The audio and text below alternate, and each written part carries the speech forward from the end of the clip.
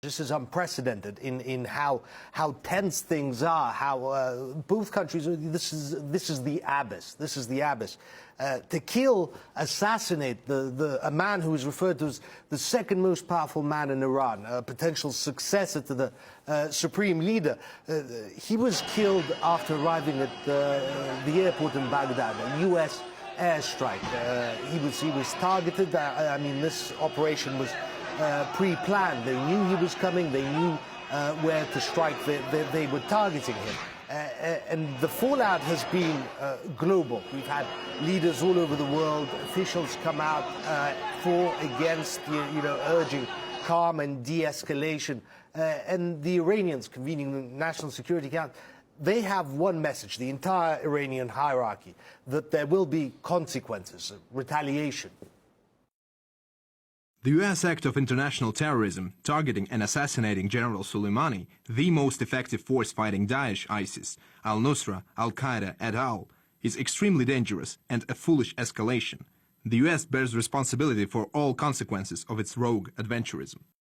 There is, as of yet, no indication how exactly the Iranians will respond to this, but they haven't launched any missiles yet. And, they aren't stupid, they're intelligent people. They probably understand a war with the United States is the last thing they need, but I doubt that they'll leave this, without an answer. And so how is the U.S. justifying the move?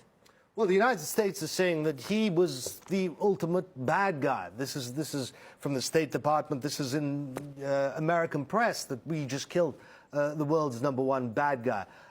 This is Kasem Soleimani. He was at the forefront of the fight against ISIS in Iraq. When it seemed like ISIS, the jihadists, were going to take the whole country, it was he who helped organize the PMFs, the Popular Mobilization Forces, Iraqi civilians banding together to resist ISIS, and successfully, while the army was in shambles as they got their things in order, helped by the coalition, but they defeated ISIS. What the United States has been saying is that he is responsible for the deaths of 517 Americans over the years, that he was complicit, that he had a role to play in the recent spate of attacks on U.S. bases, culminated in a U.S.-led airstrike against Syrian and Iraqi units, military units.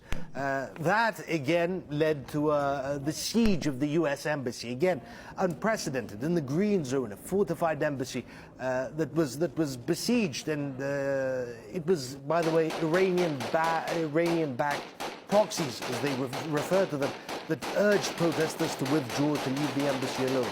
Nevertheless, the United States said that the threat presented by him was continuing, that he had done plenty of bad things, and that this was the United States, they're saying, defending themselves.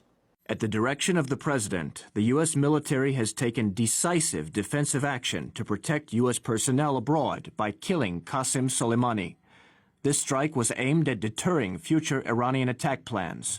The United States will continue to take all necessary action to protect our people and our interests wherever they are around the world. Reaction is very polarized to this, both among U.S. public society. People are split. Some are saying this was a stupid escalation that, pushed America and Iran to the brink of war.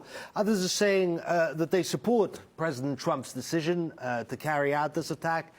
In the press, there's a lot of competing messages that contradict each other as well. American politicians likewise split. You've had presidential candidates coming out and saying that this is a stupid thing to do. It was a needless escalation.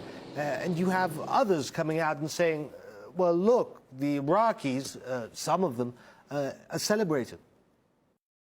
Iraqis dancing in the street for freedom, thankful that General Soleimani is no more. America and Iran should solve their problems outside Iraq. We do not want them to solve it here. We do not celebrate the killing of Soleimani or anyone else, because this will not serve us at the end of the day.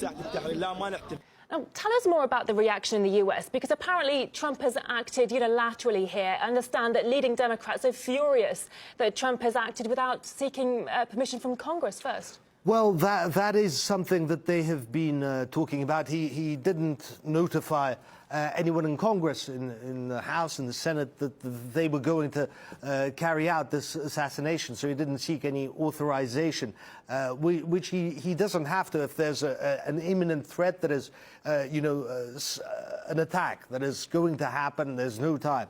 But in this case, there was no evidence presented of an attack. And some people in Congress are saying, why weren't we told? The administration has conducted 2 night strikes in Iraq, targeting high-level Iranian military officials and killing Iranian Quds Force commander Kasem Soleimani without an authorization for use of military force against Iran. Further, this action was taken without the consultation of the Congress. Trump's immediate comment on this assassination was to tweet an American flag, just an American flag. And interesting thing, one of the first responses is a retweet of his. He accused President Barack Obama of attempting to start a war, provoking a war with Iran to boost his ratings, to boost his poll numbers. And now we're in a situation where Trump is accused of doing so, especially with impeachment just around the corner. But ultimately, we'll have to wait and see how this all ends, whether this will continue to escalate, and all that hinges on Iran's reaction to this brazen assassination.